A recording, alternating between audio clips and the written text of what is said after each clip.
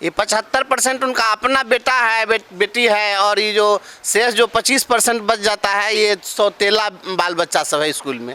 इनको 90% अटेंडेंस चाहिए, किताब देंगे 25%, तो ये 75%, तो ये 25% बच्चा कहाँ जाएगा?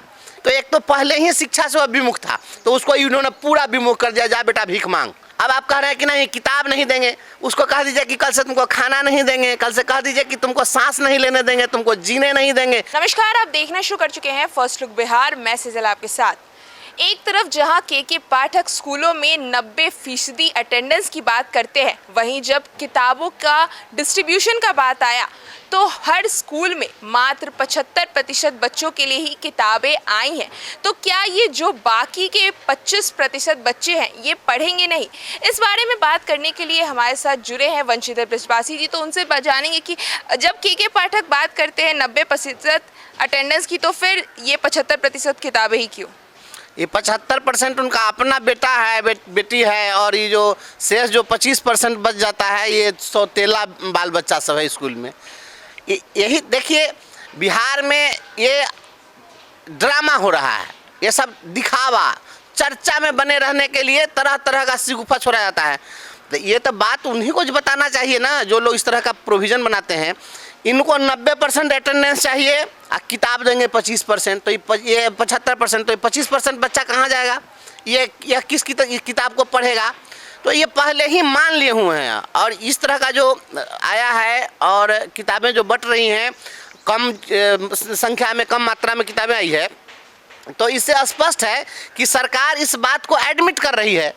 हमारे मोगेम्बो साहब इस बात को एडमिट कर रहे हैं कि ये 75% बच्चा ही स्कूल में आता है और उसी के लिए होना चाहिए, तो 90% बच्चे की उपस्थिति के लिए जो आप प्रयास कर रहे हैं ये सब बेकार बात है।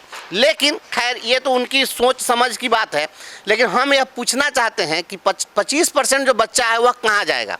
वो वैसे आपको बताते हैं, जब हम किताब को जब बांट रहे हैं स्कूलों में, तो बांटने के समय में लोग एक मापदंड तय करते हैं कि आखिर किन 75% बच्चों को दिया जाए। तो जिन बच्चों की उपस्थिति विद्यालय में अधिक है उनको हम किताब देते हैं, और जिनकी उपस्थिति कम है उनको किताब नहीं देते हैं। तो जिनकी उपस्थिति कम है, इसका मतलब है कि या तो शिक्षा के प्रति उनके मन में लगाव उन बच्चों में कम है, या उनके परिवार के लोग उस बच्चे को सामर्थ्य नहीं है कि वो भेज सके, सामर्थ्य नहीं है, परिस्थिति बस वो नहीं आ पा रहे हैं। कई परिस्थितियाँ होती है तो नहीं आ रहे, तो कहीं ना कहीं शिक्षा से ऑलरेडी वह कटा हुआ है।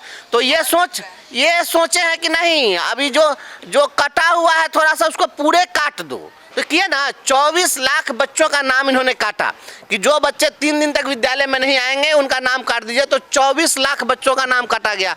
यही हमारे शिक्षा के अधिकार अधिनियम में कहा गया है कि 14 वर्ष तक की आयु के बच्चों को आप प्रारंभिक शिक्षा से वंचित नहीं कर सकते हैं, नहीं रोक सकते हैं। तो एक तो पहले ही शिक्षा से वह विमुख था, तो उसको इन्होंने पूरा विमुख कर दिया, जा बेटा भीख मांग।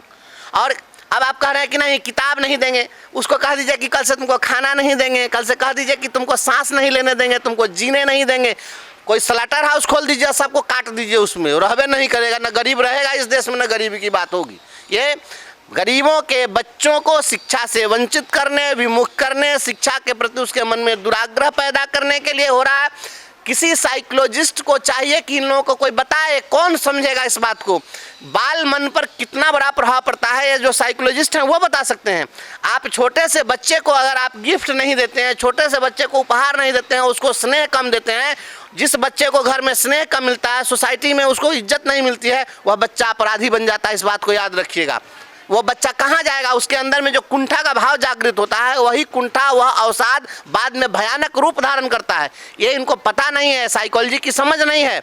जो पदाधिकारी लोग हैं हंटर से और इस तरीके के मनमाना कृत्यों और कार्रवाइयों से अगर आप चाहेंगे कि हम चला लें शिक्षा व्यवस्था को, बिहार की शिक्षा व्यवस्था कितनी पीछे गई है वह वक्त बताएगा। इस तरह के जो कानून बने हैं, प्रोविज़न बने, बिल्कुल गलत है।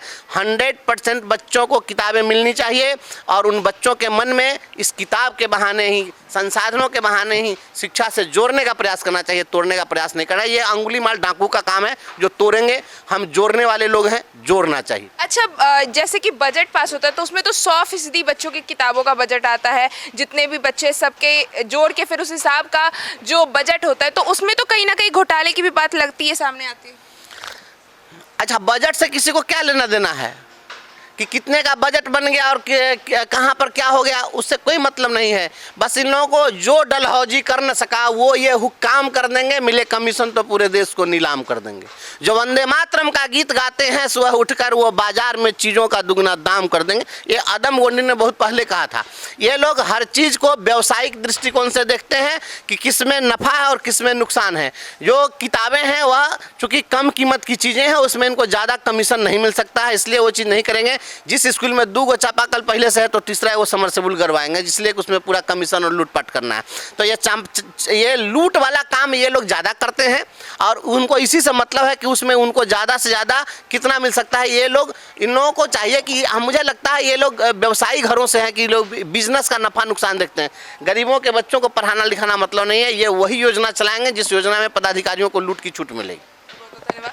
जैसा कि हमने बात किया बंसीधर ब्रिजवासी से और आपको बताया किस तरह से चाइल्ड साइकोलॉजी पर इसका असर पड़ता है कि अगर एक ही स्कूल के किसी एक बच्चे को किताबें दी जाती हैं और किसी एक को नहीं, जो वंचित रहते हैं, जो कम अटेंडेंस के बच्चे होते हैं उनको ही किताबों से वंचित रखा जाता है, तो इससे किस तरह से उस बच्चे की साइकोलॉजी पे भी इफेक्ट पड़ सकता है, क्योंकि वो पहले से ही पढ़ाई में पिछड़ा है, स्कूल कम आ रहा है, उस पर से उसको और कट ऑफ करने के लिए उन्हें किताबें तक नहीं दी जा रही हैं। तो इससे किस तरह से आम बच्चों पर प्रभाव पड़ रहा है, जो ये मात्र 75% किताबें स्कूल में आई हैं। तो इस खबर में बस इतना ही और खबरों के लिए बने रहिए हमारे साथ। हमारे फेसबुक चैनल को लाइक कीजिए, हमारे यूट्यूब चैनल को सब्सक्राइब कीजिए। धन्यवाद।